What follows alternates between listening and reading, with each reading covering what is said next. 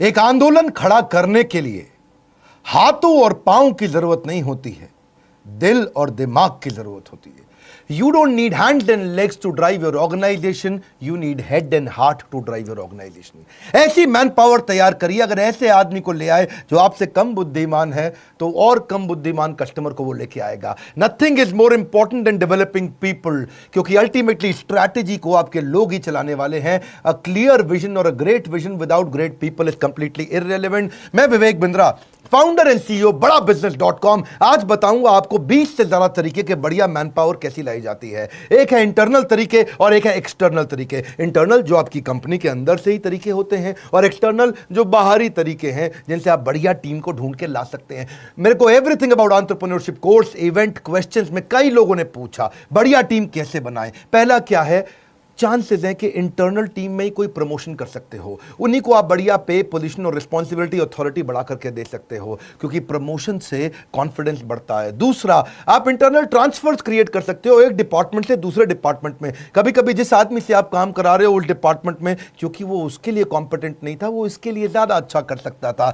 आप retired employees भी लेकर के आ सकते हो जो चले गए थे, या दूसरी कंपनी के कॉम्पिटिटर के रिटायर्ड एम्प्लॉयज को ढूंढ सकते हो, या अपनी कंपनी के रिटायर्ड, मारुति ऐसा बहुत करती है। उनको लगता है जिसने हमारी कंपनी में 30 साल काम कर लिया, अब अगर उसे कोई और लेके चला गया ना तो हमारे राज जाके खोल देगा वहां, इसलिए अपने रिटायर्ड एम्प्लॉयज को वो ले आते हैं वापस जाकर के।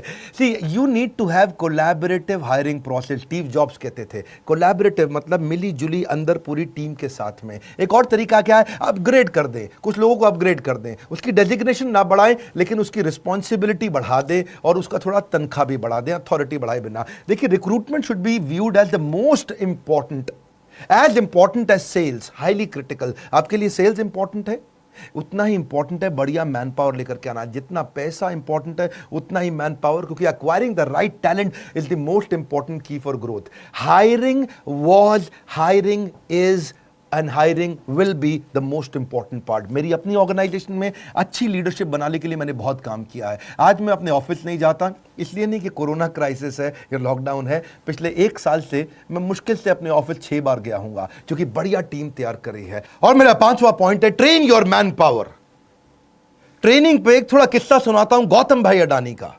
गौतम भाई अडानी गुजराती, सब जानते हैं। एक बार उसकी कंपनी में हेजिंग की गलती हो जाने के कारण, टाइमली ना करने से 50 करोड़ का नुकसान कर दिया एक सीनियर एम्प्लॉय ने। सीईओ बहुत नाराज हो गया था, इसने 50 करोड़ का नुकसान कर दिया। वो उसको निकालने की तैयारी कर चुका था।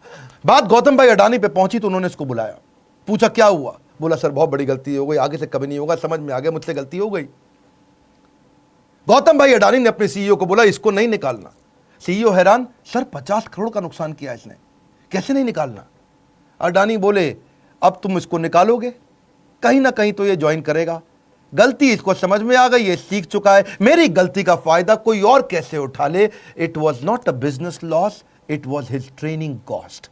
गौतम भाई अडानी का वो डिसीजन, उस एम्प्लॉय को ना निकालना, व्यापार जगत में बहुत अप्रिशिएट किया गया कि एम्प्लॉय अपनी गलतियों से भी ट्रेन होता है, सीखता है और आगे और एसेट बिल्ड करता है। और ऐसे ही एम्प्लॉयज आगे चल के आपके लिए और एम्प्लॉयज लेके आते हैं, जो है मेरा 6ठा पॉइंट, एम्प्लॉय रेफरल। मेरी वीडियो टीम के अंदर, एनिमेशन की टीम के अंदर, पोस्ट प्रोडक्शन की टीम के अंदर ज्यादातर सारे एम्प्लॉय रेफरल से आए हैं। किसी ने किसी का रेफरेंस दिया और वो आया, किसी ने किसी का अंदर के ही लोगों ने रेफरेंस दे दे करके बाहर के लोगों को हायर किया। ये मेरे पीछे कैमरामैन दीपक आज मुझको बताया कि हमारे पुराने एडिटर विशाल विष्णु के रेफरेंस से आया था। हमारे यहां टीम भी ऐसी, क्योंकि happy employees will bring more employees. 7वां तरीका, इंटरनल एडवर्टीजमेंट। अगर आपकी कंपनी बड़ी है और आपने एडवर्टीजमेंट निकाल दिया तो किसी डिपार्टमेंट से कोई डिपार्टमेंट में वो लोग ज्वाइन कर जाते हैं। ये मैंने मारुति से सीखा था। वो लोग इंटरनल प्रमोशन के, इंटरनल एडवर्टीजमेंट के तरीके निकालते थे, हमने भी ऐसा किया। हमारे सेल्स में एक लड़का हुआ करता था राहुल, वो ठीक ठाक काम करता था, लेकिन जिस दिन इवेंट्स, जो हमारे फिजिकल इवेंट होते हैं, उसकी एड निकली तो उसने सेल्स से निकल करके यहां अप्लाई किया जॉब इंटर डिपार्टमेंट, और वैसे ही इंटरव्यू हुआ जैसे फ्रेश हायरिंग का इंटरव्यू होता है, उसको सिलेक्ट कर लिया गया। जब से वो इवेंट्स में आया बहुत अच्छा काम करने लगा। Smartest business decisions you can make is to hire qualified people. बढ़िया आदमी को लेके आना आपके बिजनेस का सबसे अच्छा डिसीजन होता है। याद रखिए, सस्ता आदमी बाद में ज्यादा महंगा पड़ता है, वो कॉस्टली पड़ता है, डिसरप्टिव पड़ता है और टाइम बहुत वेस्ट कर जाता है। इसीलिए ये सबसे महंगी गलती होती है, गलत आदमी को लाना। रिक्रूटमेंट मुश्किल है, मैं मानता हूं, ये इतनी मुश्किल है कि जैसे खेत के अंदर सुई ढूंढना। खेत में सुई कैसे ढूंढोगे, क्योंकि ये है इतना इंपॉर्टेंट काम।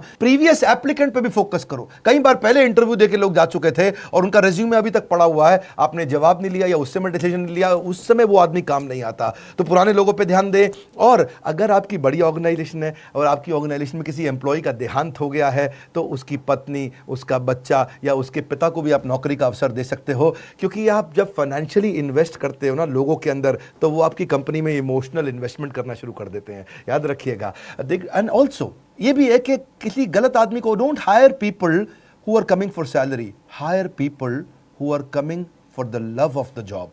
ऐसे लोग जो काम को प्रेम करते हो। फिर आप कुछ ट्रेनीज भी लेके आ सकते हो, मैनेजमेंट ट्रेनी, उनको ही एब्जॉर्ब कर लो, क्योंकि मैनेजमेंट ट्रेनी भी क्या है, अगर आपने the competition to hire will going to increase. आने वाले समय में कंपनीज एक्स्ट्रा फैसिलिटी देंगी अच्छे लोगों को हायर करने के लिए। आपको क्या समझना है, अगर आपको अच्छा आदमी मिल जाता है तो उसको ले लो, उसके लिए जगह बन जाएगी। बढ़िया मैन पावर जो बहुत इंटेलिजेंट इंटेलेक्चुअल है, उसको ले लो। See the way you treat your employees is the way they will treat your customers. क्योंकि अगर आपने ऐसा आदमी ले लिया जिसको बहुत माइक्रो मैनेज करना पड़ रहा है, बहुत टाइटली मैनेज करना पड़ रहा है, बार बार उसको कहना पड़ रहा है ठीक से करे, ठीक से करे, ठीक से कर, इसका मतलब आपने हायरिंग के समय में गलती कर दी थी। एनीवेज, ये इंटरनल तरीके थे। अब एक्सटर्नल तरीके क्या है, बाहर से कैसे लाएं? सबसे आसान तरीका, मैनेजमेंट कंसल्टेंट या एम्प्लॉयमेंट एजेंसी से बात कर लो। वो लोग आपसे क्या है 8% लेते हैं उसकी तनख्वाह का, 12% भी लेते हैं और कहीं 15% भी लेते हैं, डिपेंडिंग ऑन आपको कैसा एजेंसी मिलता है और कितनी मुश्किल मैन पावर ढूंढनी पड़ जाती है। या पब्लिक एडवर्टीजमेंट, जिसके बारे में जानते हैं, इसकी कहीं लोकल एरिया के अंदर सस्ती एडवर्टीजमेंट भी होती है जहां से काम चल जाता है। शुरू में जब मैंने अपना काम शुरू किया था तो भी पब्लिक एडवर्टीजमेंट के थ्रू ही मैं लोग लेके आता, अखबार में छोटी ऐड डाल दी थी, दिन भर में 100 लोग इंटरव्यू देने आ जाते थे, काम के लोग मिल जाते थे। या फिर कैंपस इंटरव्यू करो, कॉलेजेस में जाओ, बी ग्रेड कॉलेज में जाओ, वहां से आप बी ग्रेड कॉलेज का ए ग्रेड आदमी उठा के ले आओ, सस्ता पड़ता है आपको। ए ग्रेड कॉलेज से बी ग्रेड आदमी लेना भी महंगा पड़ता है, यानी कि आईएम में जाओगे वहां पे ए ग्रेड कॉलेज तो है लेकिन उनका बी ग्रेड आदमी भी बहुत महंगा पड़ेगा। आप किसी बी ग्रेड कॉलेज में जाओ, उनका ए ग्रेड आदमी लेके आओ, आपको सस्ता मिल जाएगा। ढूंढिए इस तरह से। आप कैरेक्टर को हायर करो, स्किल उसको अपने आप ट्रेन कर दोगे। एटीट्यूड को हायर करो, एक्सपीरियंस आप उसको अपने आप दे दोगे। बढ़िया आदमी मिल जाए तो उसको ले लो। प्रोफेशनल एसोसिएशंस में जाओ, बहुत सारी इंडियन मेडिकल एसोसिएशन भी हायरिंग कराने में मदद करती है, इंस्टीट्यूट ऑफ इंजीनियर्स भी है और कई ऐसी प्रोफेशनल एसोसिएशंस हैं जहां पे कहीं ना कहीं उनके पास रेज्यूमेज रहते हैं। हेड हंटिंग बड़ा अच्छा तरीका है, पांचवा तरीका, यानी कि अपने कंपटीशन को देखो।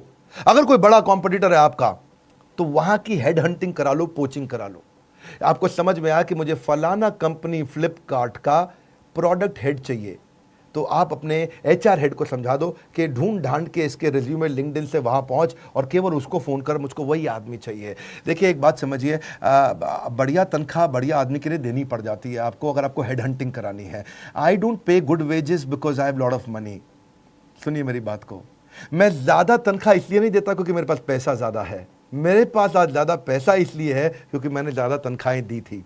इसका अर्थ क्या हुआ, अच्छे आदमी को अच्छी तनख्वाह दोगे, वो आपको कमा करके देगा। ऐसा नहीं है कि आपके पास पैसा ज्यादा इसलिए ज्यादा तनख्वाह देते हो। देखिए अगर आप मूंगफली खिलाओगे तो बंदर अपने आप आ जाएंगे। रिक्रूटमेंट एक मार्केटिंग है, ये एक तरीका है। जैसे सेल्स एक मार्केटिंग होती है, ऐसे ही हायरिंग भी एक मार्केटिंग होती है। आपको अपनी कंपनी की तारीफ करनी पड़ती है, समझाना पड़ता है कितनी जबरदस्त ऑर्गेनाइजेशन है। अगर आप एचआर में हैं और आप मार्केटिंग की तरह नहीं सोचते हैं, सेल्स की तरह नहीं सोचते हैं, तो आप गलत प्रोफेशन के अंदर चले गए हैं। लेबर यूनियन भी वैसे छठा तरीका है जहां से आप हायरिंग कर सकते हो। नेपोटिज्म आजकल बहुत चलता है, अपने ही परिवार से लेकर के आओ। जैसे वो यादव परिवार है हमारे यूपी में, वहाँ सबके सब लोग इलेक्शन लड़ते हैं, वहाँ सबके सब आते हैं क्योंकि पूरा परिवार उनका फैल गया है। ऐसे ही फैमिली रन बिजनेस के अंदर भी होता है कि आप अपने ही परिवार में से कोई काम का आदमी ढूंढ करके उसको आगे बढ़ाते हो।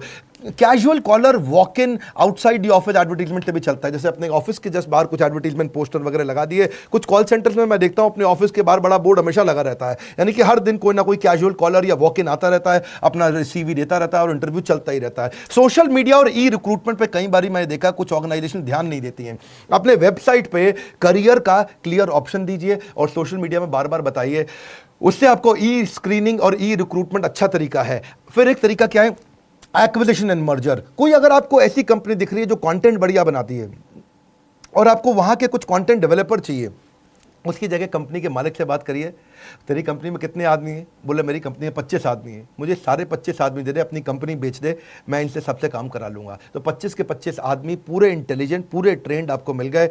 आपने उसकी एक मुश्त उसकी कंपनी के नाम पे ये पैसा दिया, रेडीमेड आपका काम हाई स्पीड पर चला गया। ये तब काम आता है जब बहुत बड़ी हायरिंग करनी हो, बड़ा नंबर चाहिए और आपको स्पीड और ग्रोथ के लिए पैसा हो लेकिन टाइम बिल्कुल ना हो। याद रखिए, great people are companies greatest asset. बढ़िया लोग लेकर के आइए। एम्प्लॉयमेंट एक्सचेंज भी पुराने तरीके हैं, अब चलता है नहीं चलता आपको चेक करना पड़ेगा। But when you are hiring, you are not just recruiting employees, you are sowing the seed of reputation. यही एम्प्लॉय आपकी ऑर्गेनाइजेशन की रेपुटेशन बनाती है। आप एक बीज बोने का प्रयास कर रहे हो। बहुत सारे ऐसे भी लोग हैं जो वेटिंग लिस्ट में आपके थे, पुराने थे पड़े हुए, पर आप भूल गए, आपने ध्यान नहीं दिया। अपने रेज्यूमेस की वेटिंग लिस्ट भी निकालो बाहर, हो सकता है उसमें भी कोई सिलेक्टेड कैंडिडेट आपको पसंद आएगा। मैंने इंटरनल की बात भी करी, एक्सटर्नल की बात भी करी। एक में 10 बताए, एक में 12 बताए। फायदे नुकसान समझ लीजिए। देखिए, इंटरनल मेथड में क्या है, आप अगर अपनी कंपनी के अंदर से लेते हो तो लोग बहुत मोटिवेटेड रहते हैं, उनकी लॉयल्टी और बढ़ जाती है। अरे लाला जी हम लोग को प्रमोट कर रहे हैं, ये नहीं कि बाहर से लेकर आ रहे। अच्छा लगता है उनको। ये थोड़ा क्विक भी है और कॉस्ट इफेक्टिव भी है, महंगा नहीं पड़ता है, सिंपल प्रोसेस है, रिलायबल है। लेकिन इंटरनल में नुकसान भी है छोटा सा, आप बढ़िया फ्रेश टैलेंट नहीं ला पाते। आपको कई बार फेवरेटिज्म देना पड़ता है। अरे ये तो हमारी जाति का है, इसको लगा देते आगे, हा हा हा। ये क्या, कई बार फेवरेटिज्म भी आ जाता है। और लिमिटेड स्कोप भी होता है, क्योंकि आपके पास वही 10 लोग हैं, उन्हीं में से आपको लेना है। बाहर से कई बार कॉन्फ्लिक्ट भी हो जाता है। आपने 10 में से एक को बढ़ाया तो बाकी 9 खुंदक खा गए। लाला जी का कुछ चक्कर है इसके साथ में, तो ये बड़ा गड़बड़ रहता है। एक्सटर्नल मेथड के भी फायदे नुकसान है। अगर आप बाहर से आदमी लेके आते हो, फायदा क्या है, थोड़ा फेयर और इम्पार्शियल है। आप बाहर से लेकर के आए हो, ढूंढ के लेके आए, थोड़ा ट्रांसपेरेंट है, फ्रेश नया टैलेंट आता है, नई इंटेलिजेंस भी आती है कंपनी में। स्कोप बहुत बड़ा है, क्योंकि अपनी स्कोप कैसे बड़ा है कि आप हजारों लोग हैं, हजारों में से 10 चुनने हैं आपने, और इससे ऑर्गेनाइजेशन ग्रो करता है। लेकिन नुकसान क्या है, इसमें जो अंदर बैठा है बेचारा वो टेंशन में आ जाता है। ये बाहर से लाए जा रहे हैं, हमारा नहीं ध्यान रख रहे। दूसरा, टाइम कंज्यूमिंग भी पड़ता है, क्योंकि बाहर से आदमी लाने में वो कई नोटिस पीरियड दे करके आएगा, थोड़ा लेंदी और कॉस्टली प्रोसेस है।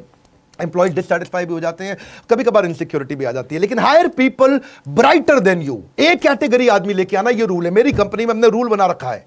अपने एचआर को मैंने बोला हुआ है, आज मेरी फैमिली लगभग 1,500 से 2,000 एम्प्लॉइज और हमारे चैनल की हो गई है। और हेड ऑफिस के अंदर भी, दिल्ली के अंदर भी 400 आदमी बैठते हैं। रूल क्या है, एक कैटेगरी एम्प्लॉय चाहिए, एक कैटेगरी एम्प्लॉय चाहिए। दिमाग में घुसा दिया है। अपने से ज्यादा बुद्धिमान आदमी लेकर क्या, और उसके रास्ते से बाहर हो जाओ, उसके बाद वो काम करके दिखाएगा। Satisfied employees will get more customers will mean more profitability. वैसे मैंने आजकल यूट्यूब पे ही काफी बिजनेस कंटेंट फ्री में देना शुरू किया है। अच्छा लगता है तो मुझको जरूर बताइएगा। एवरीथिंग अबाउट एंटरप्रेन्योरशिप में हमने एचआर से संबंधित सारे टॉपिक्स कवर किए हैं। एम्प्लॉय को रिटेन कैसे किया जाता है, सक्सेशन प्लानिंग, अगला टीम कैसे डेवलप करें, इसको लीडरशिप इन पाइपलाइन बोलते हैं। हाई परफॉर्मेंस कल्चर कैसे आता है, रिक्रूटमेंट, हायर करने का प्रोसेस क्या है, मैनेजरियल एफिशिएंसी, कम आदमी से ज्यादा काम कैसे कराएं, कॉम्पेंसेशन एंड बेनिफिट, तनख्वाह के स्ट्रक्चर कैसे होते हैं, training and development, on boarding का प्रोसेस क्या रहेगा, रिवॉर्ड्स कैसे दिए जाते हैं, ईसॉप, एम्प्लॉय को शेयर होल्डर अगर बनाना हो 1% 2% कैसे बनाते हैं, जॉब डिस्क्रिप्शन ईए का, पीए का, डिपार्टमेंट हेड्स का कैसे बनाते हैं, रिव्यू कैसे करें,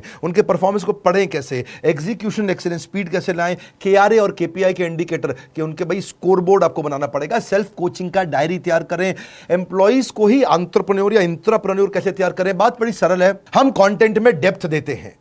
आज सारे एमबीए कॉलेजेस और यूनिवर्सिटीज अब हमारे साथ पार्टनर करने लगे हैं, क्योंकि वो जानते हैं मैनेजमेंट का प्रोग्राम आज बड़ा बिजनेस से पावरफुल कोई नहीं देता। कंज्यूमर रेलेवेंस पे फोकस करते हैं। हमारे साथ जुड़े रहने के लिए नीचे कमेंट बॉक्स में बताने के लिए कि बिजनेस का और कौन सा टॉपिक अटेंड करेंगे, सब्सक्राइब दुनिया भर में करने और करवाने के लिए, वर्ल्ड का नंबर 1 एंटरप्रेन्योरशिप यूट्यूब चैनल बनाने के लिए आपका हृदय की गहराइयों के साथ हाथ जोड़ के धन्यवाद।